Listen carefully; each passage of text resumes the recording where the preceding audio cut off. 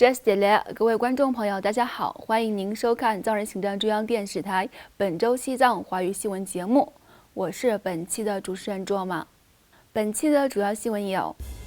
藏人行政中央为预防新冠病毒传播，决定持续封锁印度藏人社区；为拯救第11世班禅喇嘛，藏人行政中央启动全球祈愿活动。英国市政受疫情影响，未能如期升挂西藏国旗。流亡藏人官员撰文反驳中共官媒不实讯息。司政致函祝贺荷兰国际法学家获得皇家荣誉勋章。藏人行政中央外交部发表专题文章，指出西藏境内65%的新冠病毒感染者为藏人。下面请看详细内容。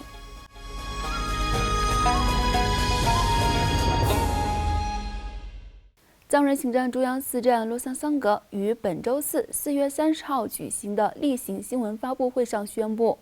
为预防2019新冠病毒持续传播，决定将印度各藏人社区封锁30天。司政洛桑桑格在新闻发布会上宣布，已封城50天的印度将于5月3号正式解除全国封锁。但印度各地的藏人学校、寺院、养老院和分布在各邦的藏人定居点将持续封锁30天，以防止2019新冠病毒在流亡藏人社区传播。司政强调，即使在5月3号印度全国正式解除封锁后，新冠病毒的传播曲线每天都会上升，因为印度周密的人口，传播的风险比较以往更大。司政还谈到了藏人行政中央在这场新冠病毒带来的危机中，向流亡藏人社区提供的医疗设施和基本生活用品的具体情况，并指出，在印度政府重新开放邮政服务后，外国的藏人可以通过这一渠道购买藏药进行防疫。与会的内政部部长索朗多杰简要介绍了藏人行政中央应对2019新冠病毒而采取的举措，并强调内政部一直与印度和尼泊尔境内所有藏人定居点办公室协调合作，共同对抗疫情和救助藏人社区中的弱势民众。他还补充说，内政部已向大多数藏人定居点提供了隔离设置、医疗用品和救护车服务，并指示所有定居点负责人与所在地区的政府和当地新冠病毒医疗团队密切合作，做好藏人社区的疫情防护工作。此外，在第11世班禅喇嘛失踪25周年之际，作为600万藏人的合法代表，藏人行政中央通过驻各国办事处和支持西藏团体，发起了为期1个月的全球倡导拯救班禅喇嘛运动，呼吁国际社会营救第11世班禅喇嘛更登确济尼玛，敦促中共立即无条件释放班禅喇嘛。藏人行政中央司政洛桑桑格对此呼吁全体藏人和西藏友人及支持团体，在铭记第11世班禅喇嘛和他的家人的同时，成为班禅喇嘛的坚定拥护者，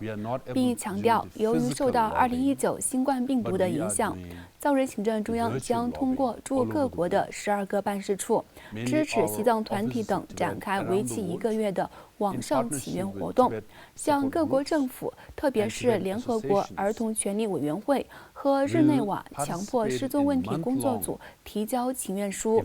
要求联合国向中共施加压力，敦促立即无条件释放班禅喇嘛和他的家人。与此同时，在第11世班禅喇嘛诞辰日当天，印度南部贝勒库北藏人社区的扎西伦布寺，在印度全国新冠病毒疫情封锁期间，在官方脸书专页上举办关于班禅喇嘛失踪问题的在线研讨会。会议邀请藏人行政中央司政洛桑桑格、印南扎什伦布寺主持泽加仁波切、人权观察中国部主任索菲·理查森、加拿大议员阿里夫·拉维尼先生、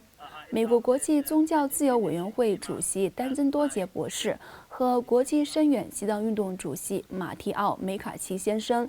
就班禅喇嘛失踪问题展开了讨论，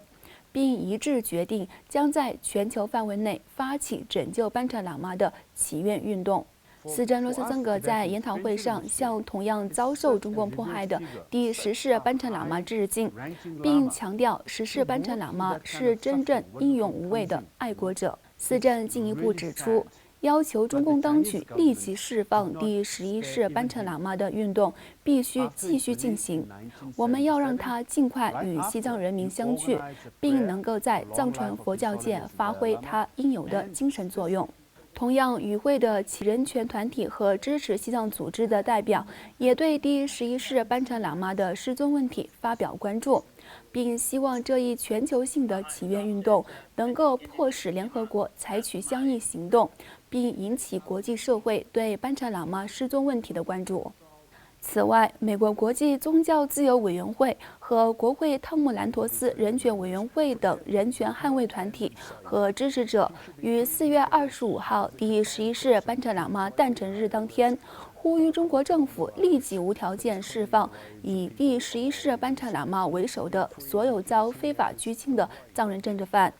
与此同时，32名欧洲议会议员也于当天向欧盟委员会外交事务负责人博格雷先生提交联名请愿信，呼吁欧盟向中共施压，要求立即无条件释放根登确吉尼玛及他的家人。而比利时外交大臣菲利普·福格瓦于4月25号对西藏境内持续恶化的人权状况及班禅喇嘛被迫失踪案件表达了关注。另外，位于英国英格兰中部的米尔凯顿恩斯恩镇镇长山姆·克鲁鲁斯于本月20号透过视频就该市镇自2014年以来升挂西藏国旗的活动，由于今年受到2019新冠病毒疫情的影响，未能如期举办仪式，发表声明。克鲁克斯先生在声明中强调了这一升旗仪式的重要性，同时指出该市镇支持藏人的自决权，同时珍视藏人维护历史与自我认同的价值。他指出，我们不应无视侵略者强占土地的事实，更有必要挺身而出，支持藏人的自由抗争运动。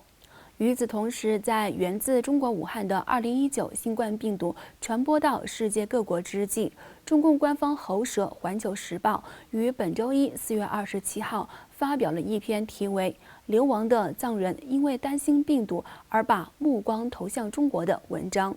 文章以非常偏颇的角度宣称，由于北印度达兰萨拉缺乏适当的医疗设施，无法抵御2019新冠病毒的传播。因此，流亡藏人纷纷渴望返回西藏。对此，藏人行政中央外交与新闻部新闻处秘书长次旺加布2日撰写文章，反驳中共官媒文章的诸多虚假和误导性的言论，强调印度政府为遏制病毒的扩散，已经封锁全国。而达赖喇嘛尊者的居住地和藏人行政中央所在的达兰萨拉及整个喜马偕尔邦的疫情已得到全面的控制。秘书长次旺加布2日在接受本台采访时表示，流亡藏人有可能对于病毒的过度恐惧，因而心生返回西藏或中国的念头。同时，次旺加布2日指出，达兰萨拉镇位于冈格拉县，该县拥有多所医院，并有良好的医疗设施，还有传统的藏医立算院。因此，该文章中指控达兰萨拉缺乏适当的医疗设施是不正确的。我们要求中共当局停止传播虚假讯息和新闻，并在此强烈反驳《环球时报》的歪曲事实的文章。次旺加布2日最后指出，世界因源自中国的新冠病毒处在艰难时期，中共领导人应该承担道义责任，除了遏制疫情与全世界扩散，并为中国在全球造成的破坏性向印度与国际社会道歉。荷兰国际法学家、西藏的地位一书的作者麦克·范沃尔特·范布拉赫近日获得荷兰政府授予的奥兰治宣拿司令勋章，以表彰他为支持世界上遭受压迫的民族和人民而奉献的一生的精神和可嘉的成就。藏人行政中央司政罗萨森格在闻讯后欢迎荷兰政府的这一举动，并致函祝贺范布拉赫先生，感谢他对西藏自由事业的贡献，并赞扬他是西藏的挚友。死者罗萨桑格在贺函中写道：“我代表藏人行政中央向您表达祝贺，感谢您对西藏自由事业的贡献。您所获得的这项荣誉，充分说明了您常年在全球致力于促进和平对话的成就。”死者还进一步强调：“我认识范布拉赫先生已经30年了，您一直是西藏的挚友，并一直以来与藏人行政中央和藏人社区保持着紧密的联系。”范布拉赫先生与西藏的紧密关系可以追溯到70年代初。自1984年他担任起达赖喇嘛尊者和藏人行政中央的法律顾问以来，多次协助藏人行政中央与中国政府对话，并为全球对西藏议题的认识做出了重大的贡献。以下让我们来关注本期节目的最后一则消息。藏人行政中央外交与新闻部中文处和西藏政策研究中心近日联合发表专题文章，指出西藏境内感染武汉新冠病毒的藏人远多于官方公布的数据。文章强调，在整个西藏地区，将近65%的感染者为藏人，并且出于政治原因，中共当局未公布其感染患者的姓名、家庭住址等详细信息。